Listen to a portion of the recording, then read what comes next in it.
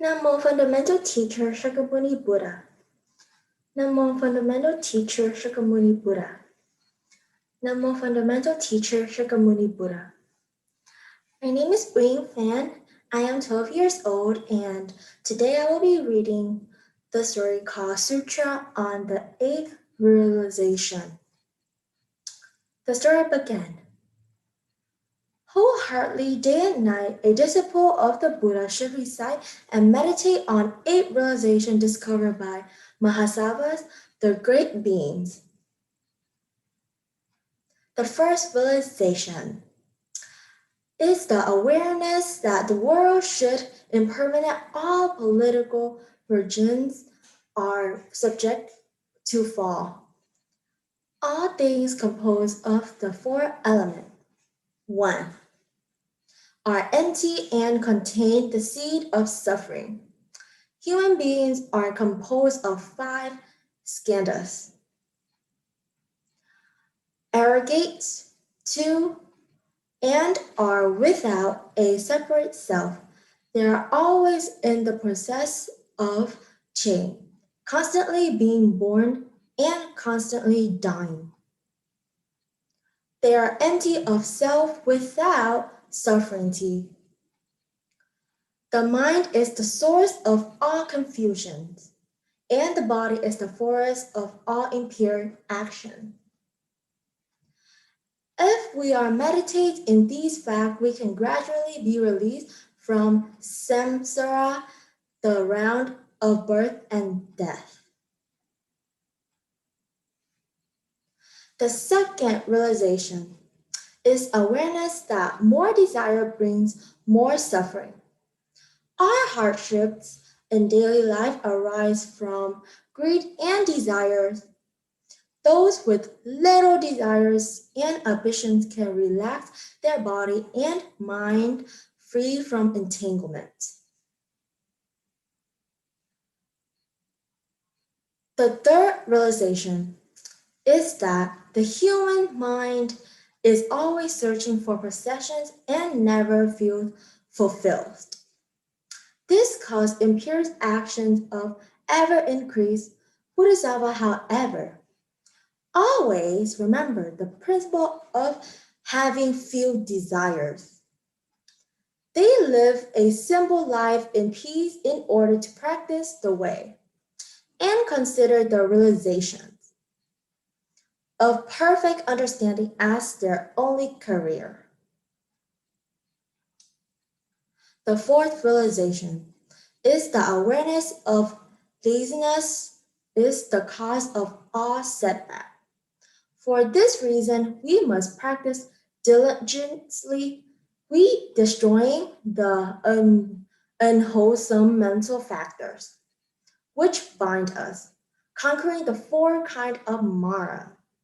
3. And freezing ourselves from the prison of 5 arrogates and the 3 worlds.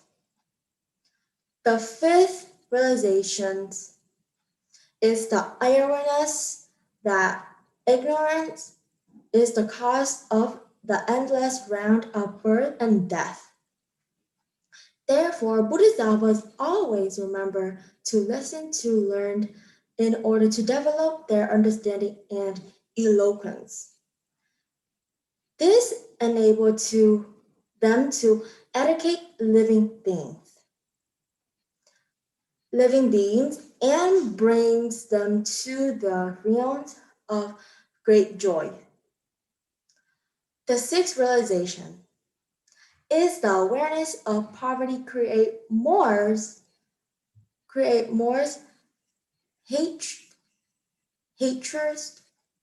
and anger, which in turn create more evil.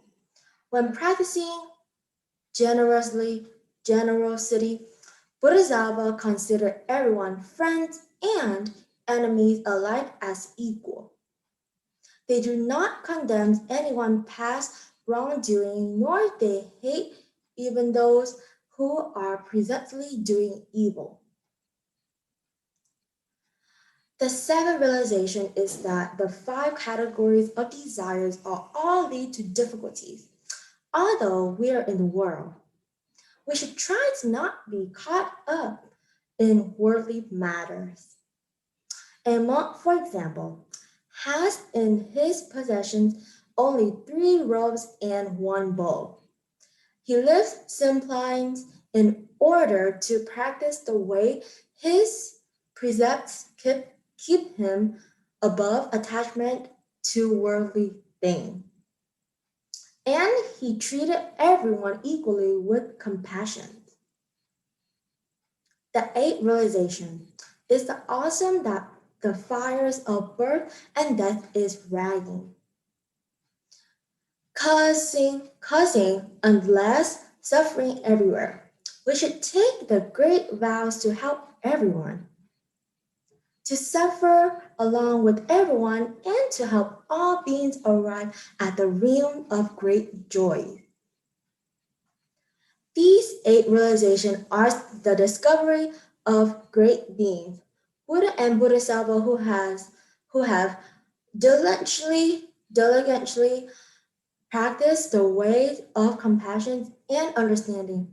They have sailed in the Dharmakaya boat to the shores of Nirvana, but then they return to the ordinary world, having abandoned the five desires with their mind hurt direct towards the noble way. Using these eight realizations to help all beings recognize the sufferings in the world.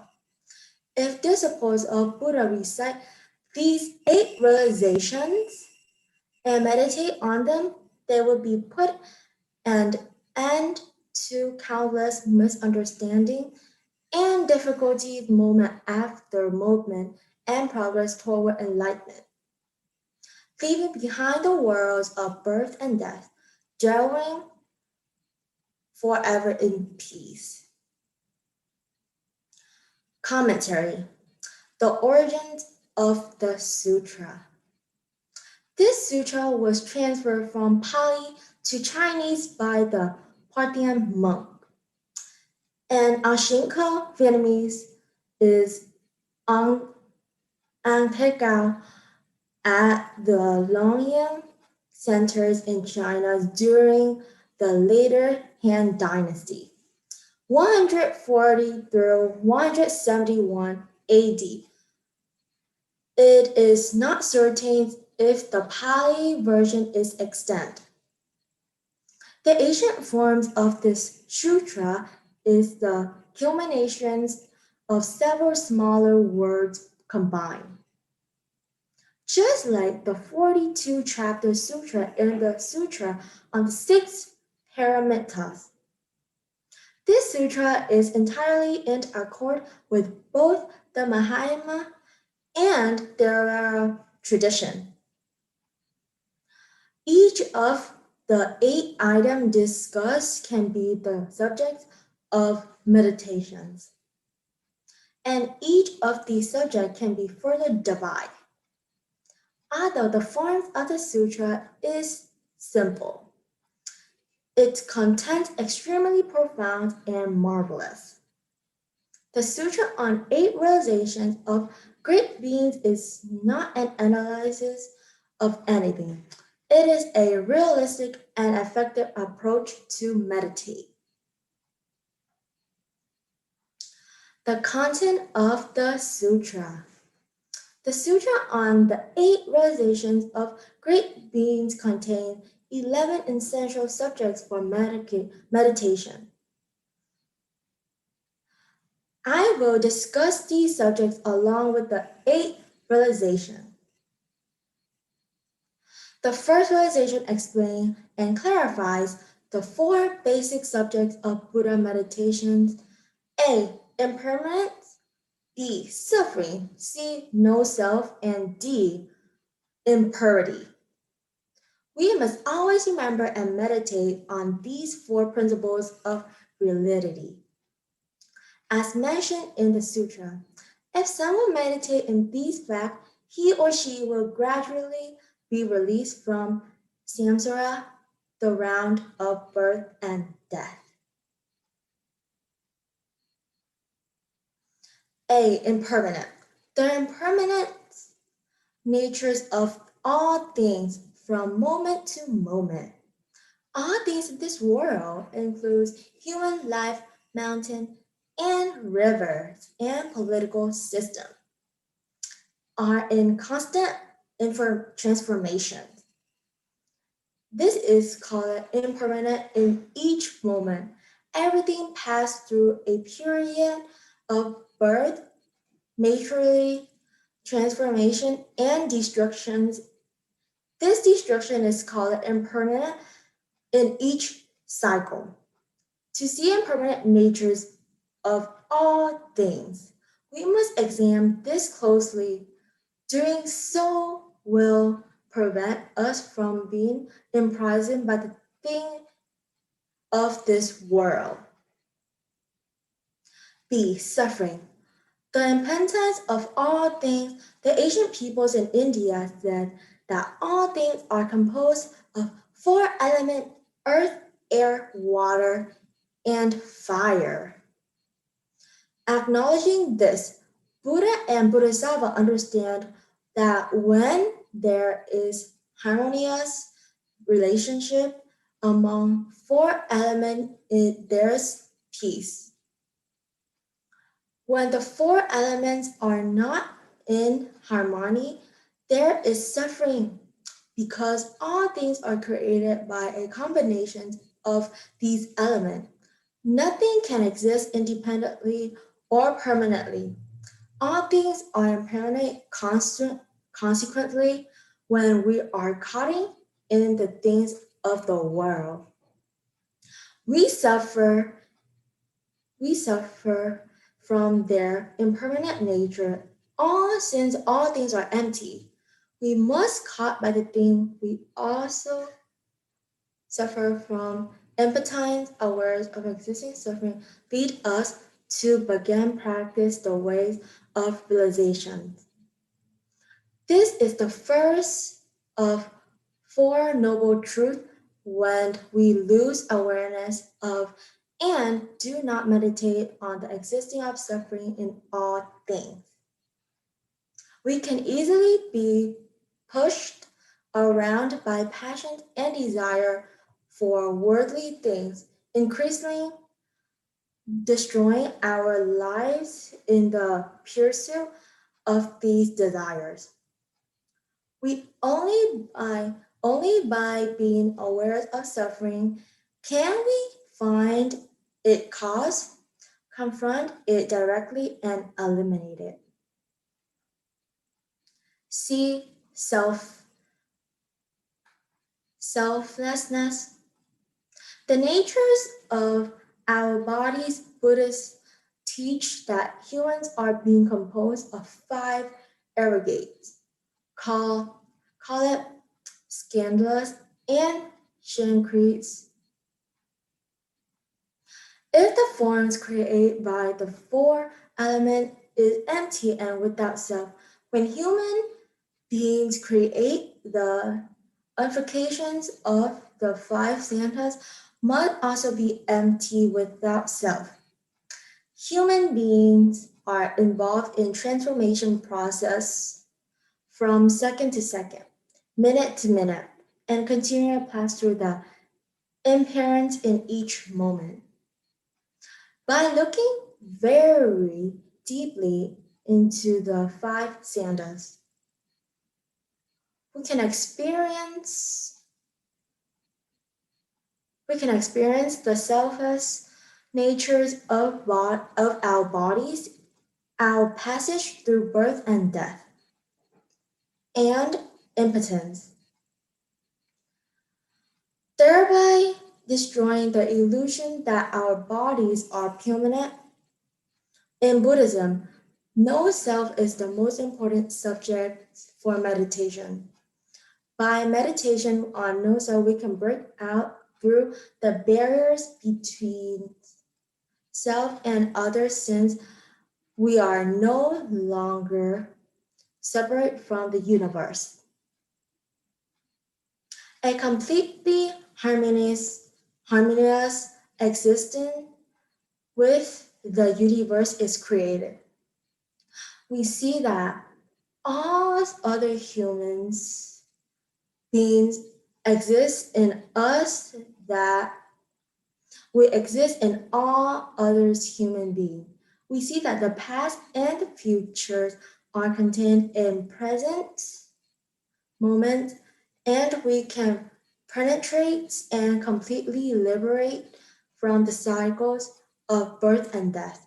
Modern science has also modern science has also discovered the truth of the selfless natures of all things. In the following paragraph written by British biologist Leo Grasson, we can see the truth of no self through the eyes of a science. Leo Grasson is not a student of Buddhism, but his approach corresponds entirely with the principles of dependent orientation and no self. Science who meditate continuously on the selfless natures of their own body and mind, as well as the selfless natures of all things, will one day easily attain enlightenment. Impurity, the natures of our bodies and mind. Impurity means the absence of an immaculate state of being, one that is neither holy nor beautiful from the psychological, and physical standpoint. Human beings are impure. This is not negative or pessimistic, but objective perspective on human beings. If we examine the constituents of our body from the hair on our head to the blood, pus, phlegm, excrement, urines, and the many bacteria there in the intestine, and the many di- disease presents grading for the opportunity to develop, we can see clearly that our body are quite impure and subject to decay. Our body also creates the motivations to pierce and attempt to satisfy our desire and passion. That is why the sutra regards the body as the place where mis- misdeed gather. Let us know. Let us now consider our psychological state. Since we are unable to see the truth of imprints, suffering, and the selfless natures of all things, our mind often becomes the victims of greed and hatred, and we act wrongly. So the sutra say, the mind of the source of all confusions. 2. More desire brings more sufferings is the basic of second realizations. Most people define happiness as satisfaction of all desire. There are 5 types of desire. These desires are boundless, but our abilities to ride them is not. And unfulfilled desire always creates suffering. When desire are only particularly fulfilled, we continue to pursue their complete fulfillment. And we create more suffering even when a desire is fulfilled. We suffer when its fulfillment terminate. It is only after we become completely exhausted from this incessant pursuit that we begin to realize the extent to which we are caught in the insatiable net of desires and passions.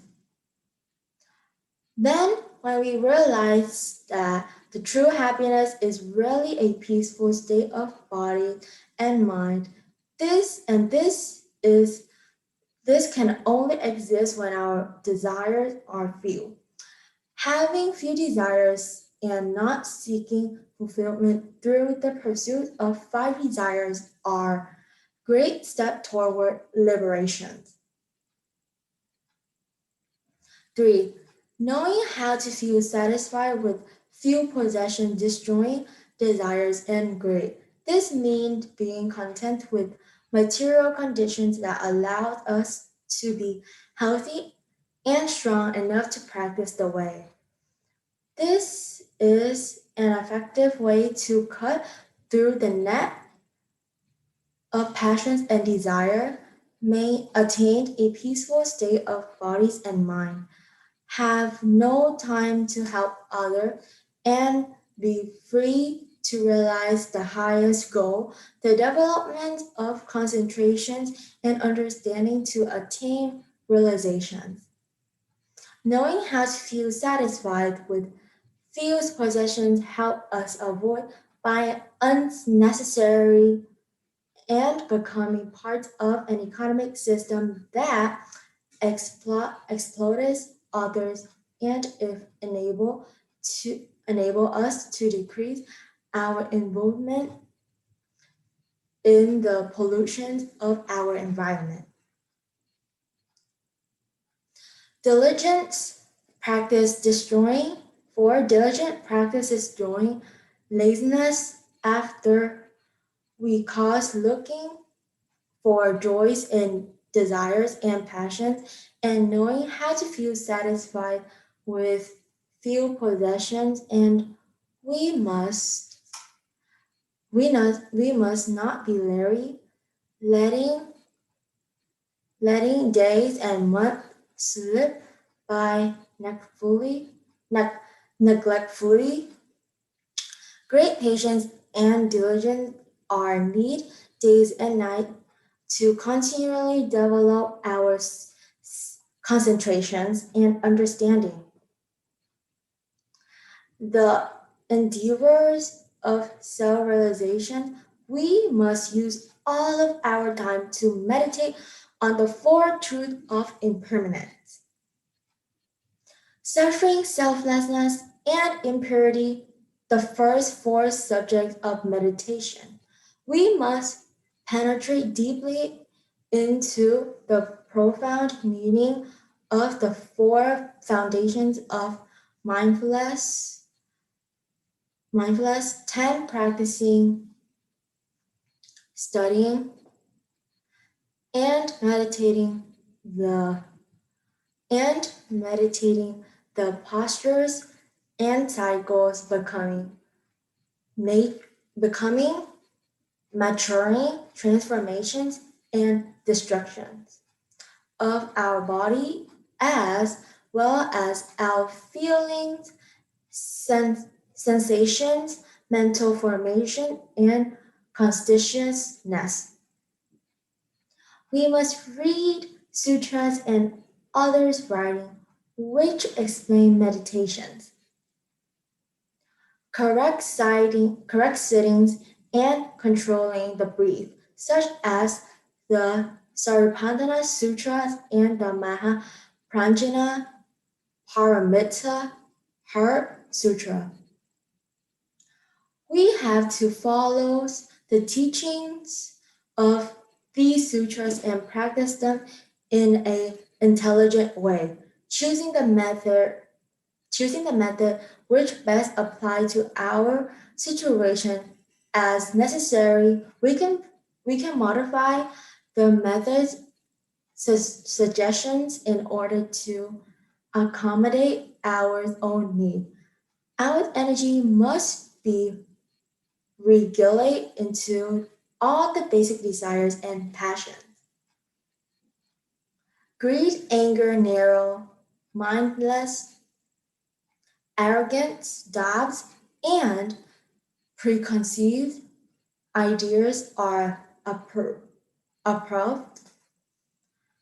At this time, we will know that our body and mind are liberated from the imprisonment of birth and death, the five skandhas, and the three worlds. 5. Concentrations and understanding destroying narrows mindless amongst the basic desires and passions narrowing mindless has the past root. When these roots are loosened, all others' desires and passions, greed, anger, doubts, and preconceived ideas are also approved. Knowing this, we can make a great effort meditate on the truth of impermanent, no self, and the dependent originations of all things. Once the root of arrogance are severed, we can not only liberate ourselves but also teach others to break out the imprisonment of birth and death. The first four subjects of meditation are to help us attain liberations. The next four subjects have the aims of helping others attain liberations. There's clearly in soliding, Anitings, Theravada, and Mahayana Buddhist thought. 6. When practicing generosity, we should consider everyone equal. Some people think that they can only practice generosity if they are wealthy. This is not true. Some people who are very wealthy to practice generosity, but many give aims with the aims of gaining merit, profiting of, or pleasing other. People who live are ground in compassion are seldom rich because they share whatever they have with others. They are not willing to enrich others' life financially at the cost of others' poverty. Many people misunderstand the Buddhist expression practicing generously to mean when casually giving 5 of 10 cents to the beggars on the street. In fact, the practice of generosity is even more beautiful than that. It is both modest and grand. Practicing generosity means to act in a way that will help equalize the difference between the wealthy and the impoverished. Whatever we do to ease human suffering and create social justice can be considered practicing generosity. This is not to say that we must become active in any political system to engage in a persistent political action that lead to a power struggle amongst opposing parties and cause death and destruction. This is not what we mean by practicing generosity. Practicing generosity is the first of the 6 paramitas. Paramita means to help others reach the other shores, the shores of liberation from sickness, poverty, hunger, ignorance, desires and passions, and birth and death. How can a person practicing knowing how to feel satisfied with few possessions also practice generosity? It is by living simply. Almost everyone who spent his or her life serving and helping others, sacrificing himself or her for the sakes of humanity, lives simply if they live their lives worrying about making monies and gaining merit, how can they practice generosity? Mahatma Gandhi lived a very simple life. Nevertheless, this merit helping humanity by saving people, human beings, was immeasurable. There are thousands of people among us who live very simply, while being very helpful to many others, they do not have as large as a reputation as Granty, but their merit is no less than his. It is enough for us to live a little more attentive and aware of presence of people like these.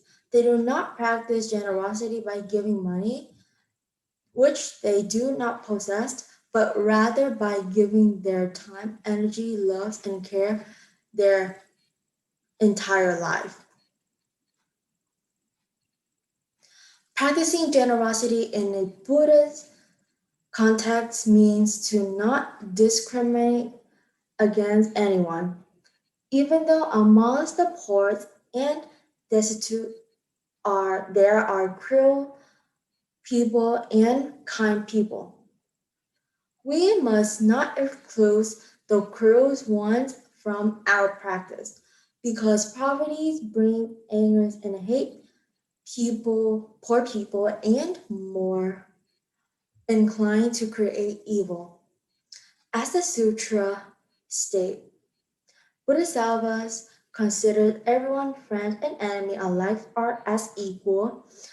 They do not condemn anyone past wrongdoing, hate, nor do they hate even those who are presently doing evil. This expression the spirit of Mahatma Buddha's poverty creates anger, hate, and wrongdoing. If we teach Buddha's philosophies through lectures, but do not practice generosity to ease the sufferings of others, we have not yet attained the essence of Buddhism. We should practice generosity with compassion and not disclaim without discriminating against people who, because of their poverty, have caused angers and hate. 7. While living in society, we should not be defiled by it. We must live in harmony with society to help in order to help others without being caught by the five desires, living like the lotus flowers, which blooms in the mud and yet remains pure and unstained. Practicing the ways of liberation does not mean avoiding society, but helping in it. Before our capacity to help people strong and solid, we made a file by living in society. For this reason, Bodhisattvas meditate on the detrimental, detrimental natures of the five desires and firmly decide to to live simply in order to practice generosity without discriminations, thus living in societies and not being strained by it is to practice the six paramanas. 8. We should create in ourselves the firm decisions to help others. We must take a deep and solemn vow to overcome the difficulties, dangers, and suffering that may occur while helping others. Since the suffering in societies is limitless, the willingness and devotions to practice the ways of helping others must also be limitless.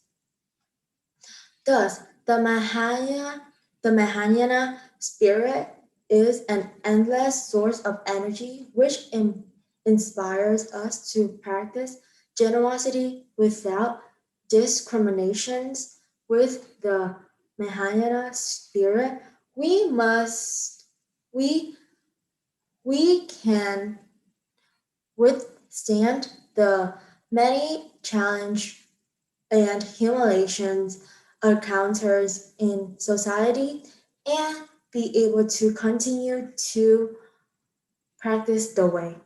This will bring the great happiness to others. Only with Mahayana spirit we can realize the following topic taught by the Polusan Melu. 1. While meditating on the body, do not hope or pray to the to be exempt from sickness. Without sickness, desires and passion can easily arise. 2. While acting in society, do not hope or pray not to have any difficulties. Without difficulty, ignorance can easily arise. 3. While meditating on the mind, do not hope or pray not to encounter hindrance. Without hindrance, present acknowledgement will not be challenged or broadened. 4. While working, do not hope or pray not to encounter obstacles. Without obstacles, the vows to help others will depend. 5. While developing a plan, do not hope or pray to achieve success easily. With easy success, ignorance can be easily arrived. 6. While interacting with others, do not hope or pray to gain personal profit. With the hope for personal gains, the spiritual natures of the encounter is diminished. 7.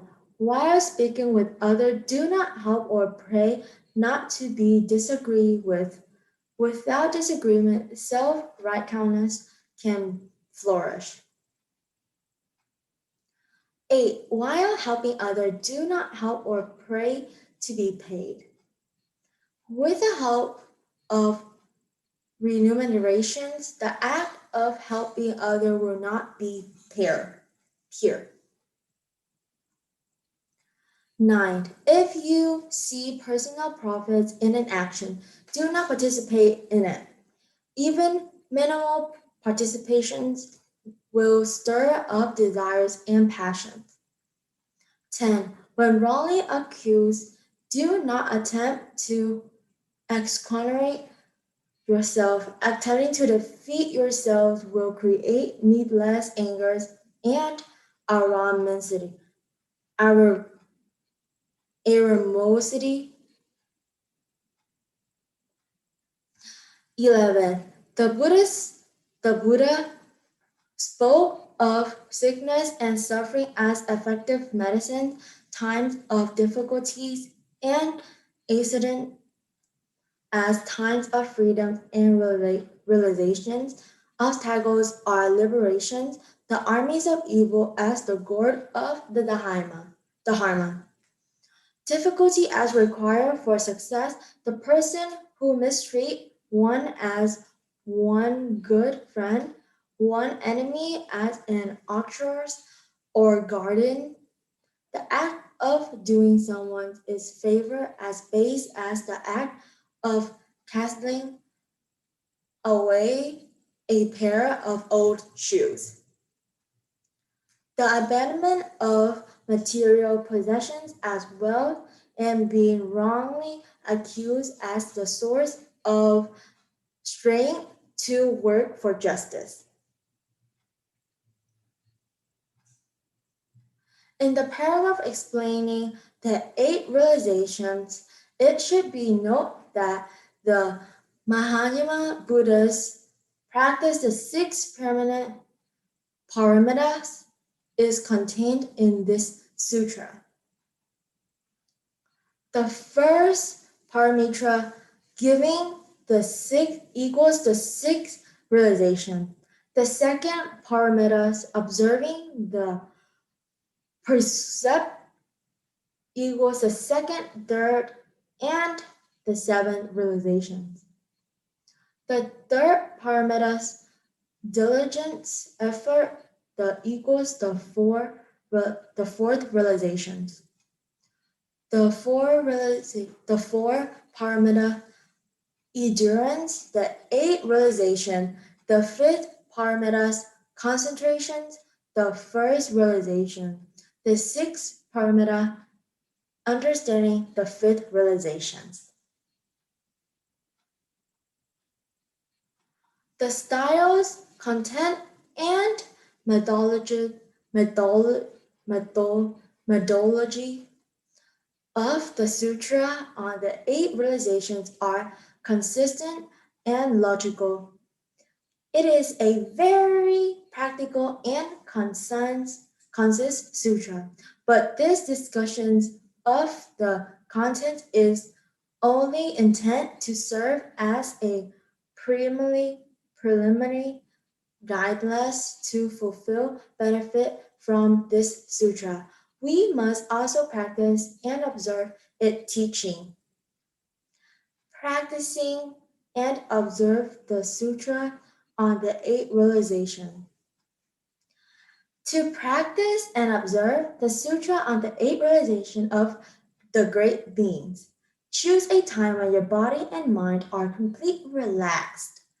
For example, after taking a comfort bath, you can begin a lighting a stick of incense to give the rooms a pleasant fragrance.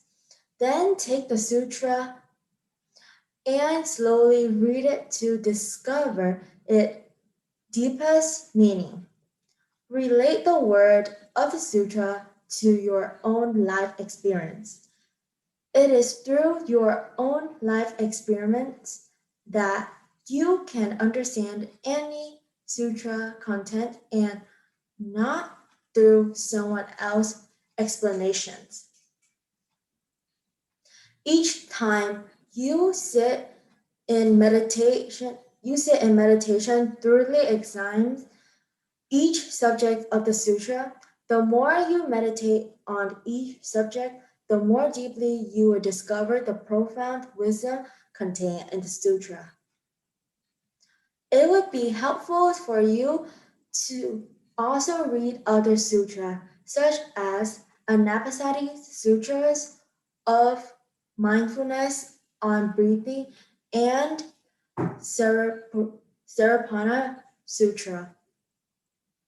Both are profound and concise work which will complement the sutras of the eight realization.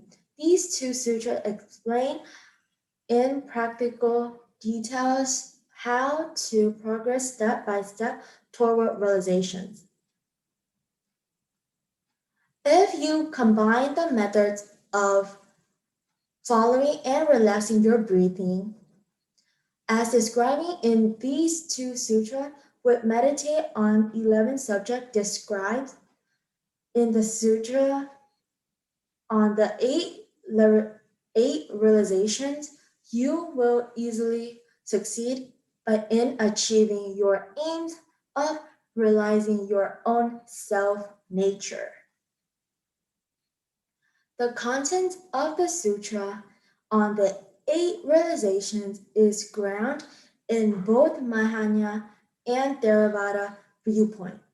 Please treasure this sutra when I 17 and in my first years of novice study at a Buddhist monastery. I had to study and memorize it. This enabled me to easily combine the meaning of the sutra with the meditation of breathing and counting from this period until now. 35 years have passed and this sutra is still invaluable toward lightening my path. Today, I have an opportunity to present it to you. I am grateful to this deep and miraculous sutra. One, join my hand and respectfully recite. Homage to the precious sutra on the eight realizations. Namo Fundamental Teacher Shakyamuni Buddha. Namo Fundamental Teacher Shakyamuni Buddha. Namo Fundamental Teacher Shakyamuni Buddha.